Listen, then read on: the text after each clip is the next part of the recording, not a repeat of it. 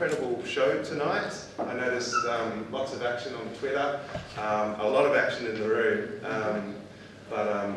I think it was a good show. Look, we were really ecstatic with the show. In many ways, it's a great result moving on to the second year, that we have a result that isn't unanimous, in that Montaigne won the jury, but she came very close to winning the public vote. Casey won the public vote, but she won it with a song from an ingenue songwriter, someone that came into the portal and had never been able to get her song published anywhere before. And so for that, I think it's an enormous shot in the arm for Australian musical culture, and I'm really proud that SBS and our company Blink were able to do that. I think Montaigne, she's totally original, and she had the best contemporary pop song in the competition. I think it was great to see people like Tadira doing so well with a great original. But anyway, let's all welcome Montaigne.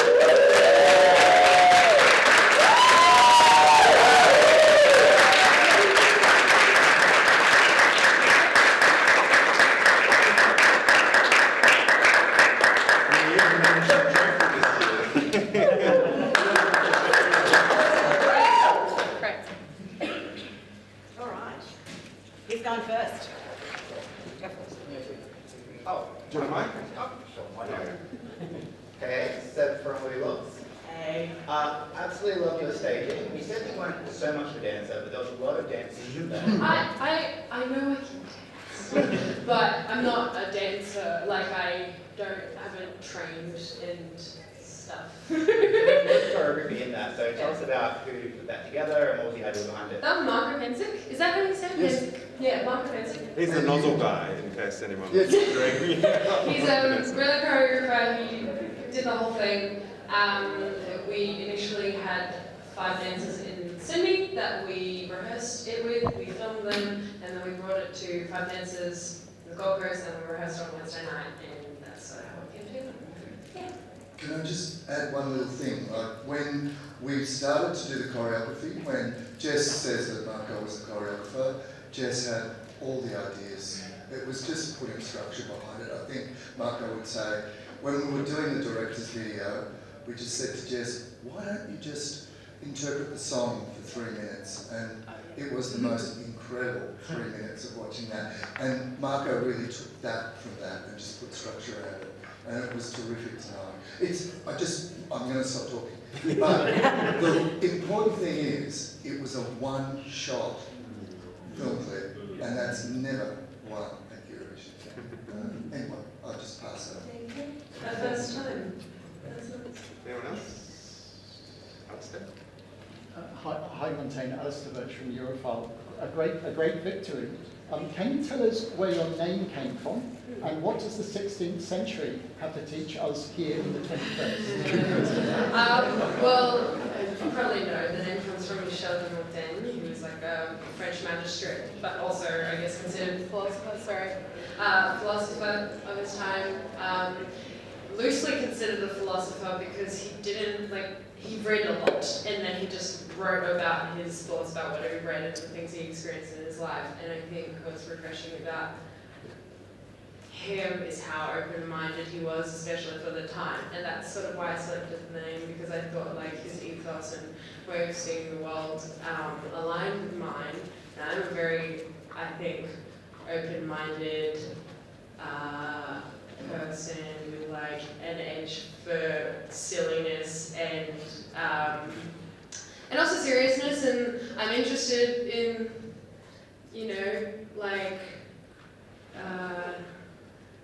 seriousness, I guess. But I think it's also really important to approach seriousness like with a sense of humour. And I think Montaigne was good at that, which is sort of why.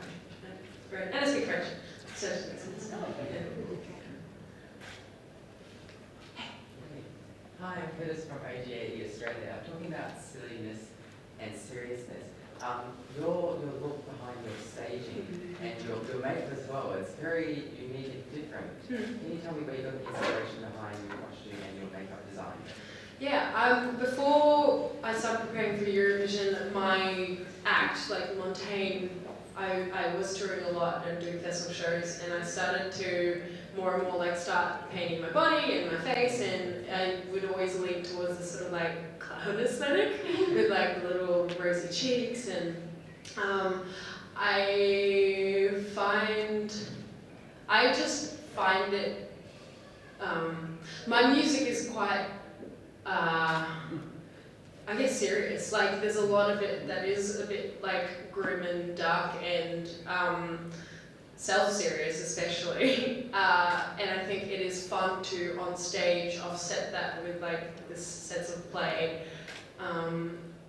Because God, I would go crazy if I were just serious all the time about myself, and I would probably be a really obnoxious person. But so stage is the opportunity for me to be like, hey, I've reviewed all the stuff I wrote, and I have either I have like risen out of it and have perspective, and I feel much better for it, or I've learned something about myself, or like, hey, this stuff is still stuff I'm grappling with and struggling with, but at least I can look at it in this one moment in this performance with like a sense of joy and beauty instead of just despair.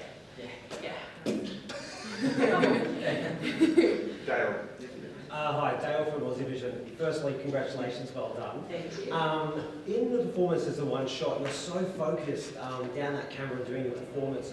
Were you aware of how much support you had in the fans and the crowd, like as you were performing? For sure. I came out for Jaguar Jones's performance just up on the upper floor, and I saw a lot of blue wigs in the crowd, like ruffs and rosy cheeks, and like I definitely had like a little scan before I sort of closed my eyes and got into game mode. Yeah, for sure. Like it was really lovely. Also, just how quickly everyone corralled the outfits, like quite impressive. Yeah. Congratulations on when I think your performance song is really unique, you do really well on that.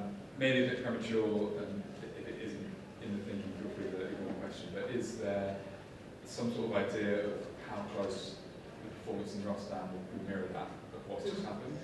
I mean, yeah, this is probably something we'll talk about. I feel like the energy will absolutely be carried through, and the physicality, definitely. I have like some ideas that we might play with and float, because obviously it's a much bigger stage, and now that I guess like there is a larger budget is available to me as I'm a single entity in the thing, like we'll see. Yeah, how's it I going? think this is the spot where Josh and I are saying, they've got that love. But you don't have to deal with 9 other people now. No, there's no 9 other people, and I think, we didn't actually spend any money on props on girls. So there's no Yeah, we'll see. Blair. Glenn Martin from 4ZZZ in Brisbane. Congratulations. Thank you. Coming from a radio station that champions independent alternative music, you are exactly what we need. Yeah. So thank you. Are you aware of the history of barefoot performers in Eurovision? 5 winners. Sandy Shaw, Emily DeForest, Oriane, Dima Bilan, Sertab Emma, number 6, Montaigne. It is just great. Congratulations. Oh, actually, Mike. Oh yeah, I was going to say, first of all, congratulations, Mike from Aussie Vision. You seem to be really rewarded by the juries for the technicality of both the production and the vocals and the movement that was with it. What were the challenges on the production side of getting that right? And also from a vocal side, of just making it seem effortless when you're leaping around. Yeah, in order to be able to sing and move at the same time, I exercised, man.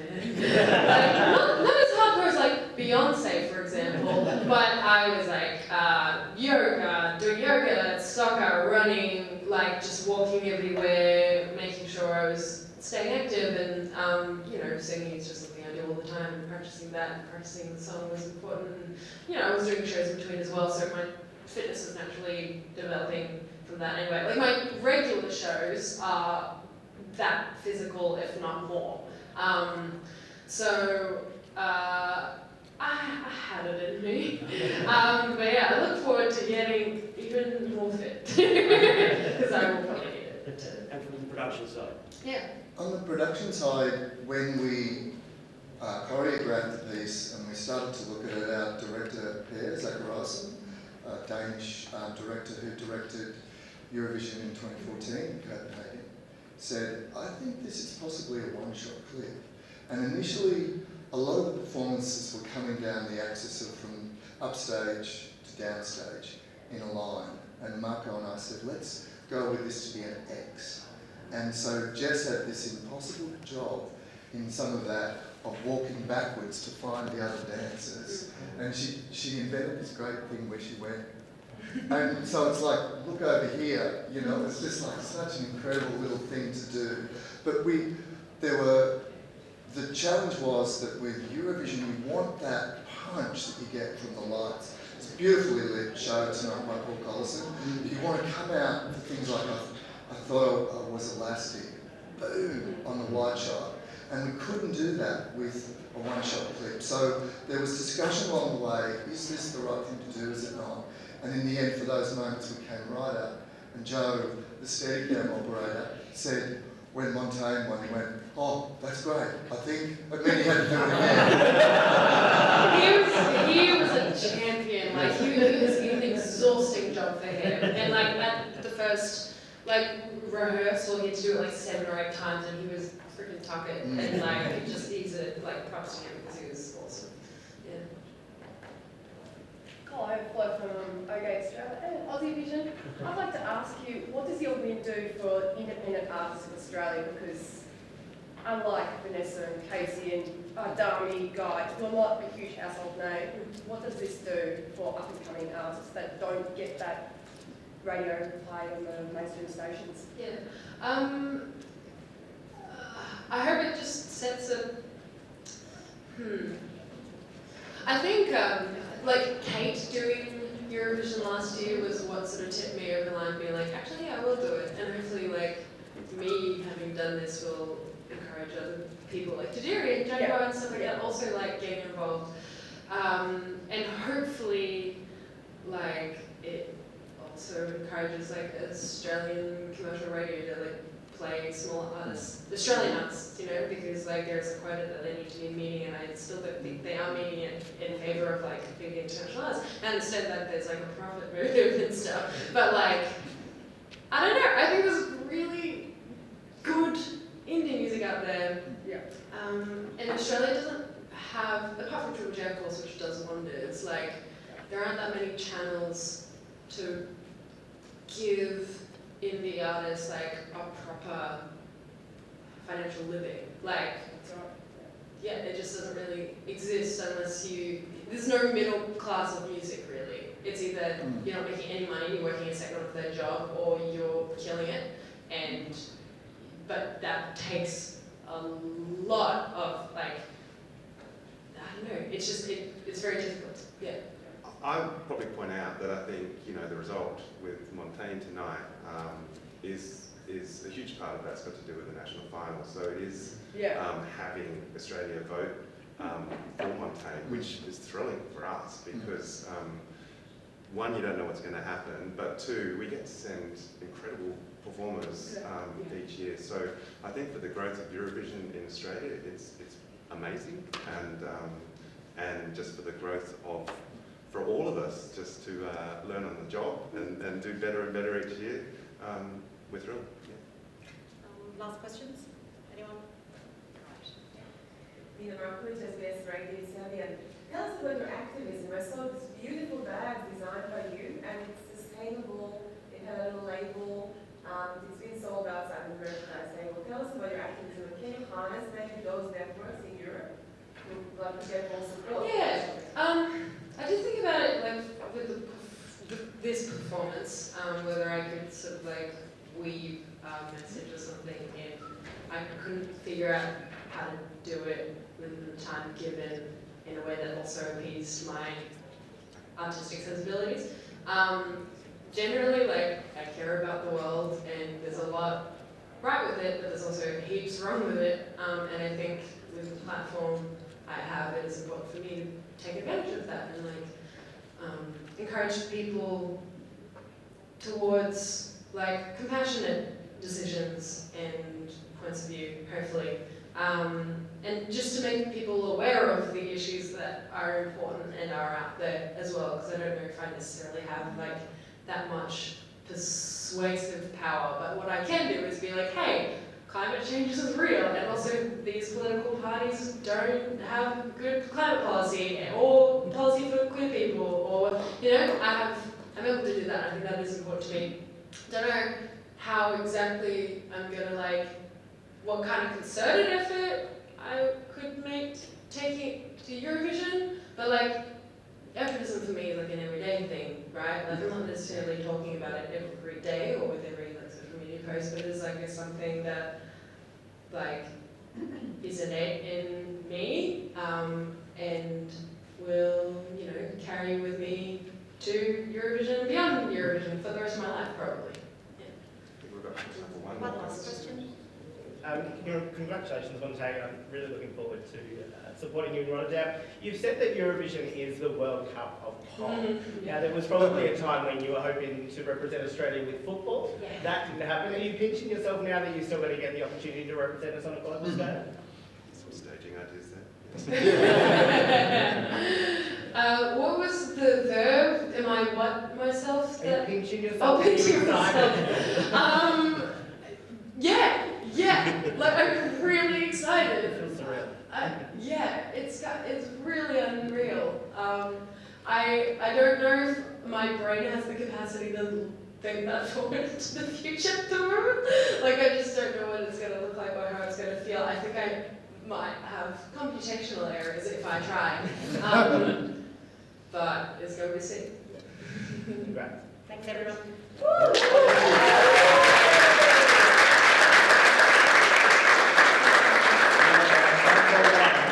In the odds, Australia is now number one. That's kind of crazy. Wow.